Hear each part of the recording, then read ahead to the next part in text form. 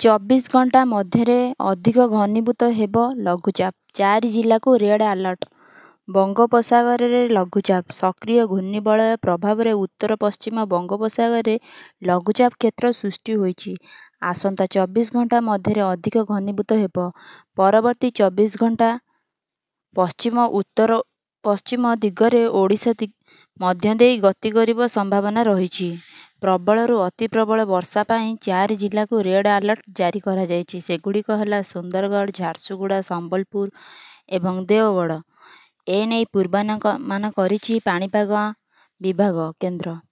ଆସନ୍ତା 5 ତାରିଖ ଯାଏଁ ରାଜ୍ୟରେ ବର୍ଷା ପାଇଁ ୱାର୍ଣ୍ଣିଂ ଜାରି କରାଯାଇଛି। ସେହିପରି ପ୍ରବଳ ବର୍ଷା ନେଇ 8ଟି ଜିଲ୍ଲାକୁ ଅରେଞ୍ଜ ୱାର୍ଣ୍ଣିଂ ଜାରି କରିଛନ୍ତି ଭୁବନେଶ୍ୱର ପାଣିପାଗ ବିଭାଗ।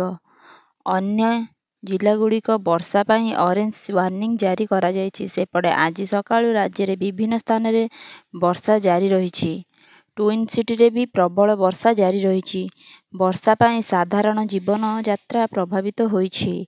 ସେହିପରି ଲଗାଣ ବର୍ଷାରେ ବାଲେଶ୍ୱରରେ ରାତିରୁ ପ୍ରବଳ ବର୍ଷା ଜାରି ରହିଛି। ଫଳରେ କୃତ୍ରିମ ବନ୍ୟା ସୃଷ୍ଟି ହୋଇଛି।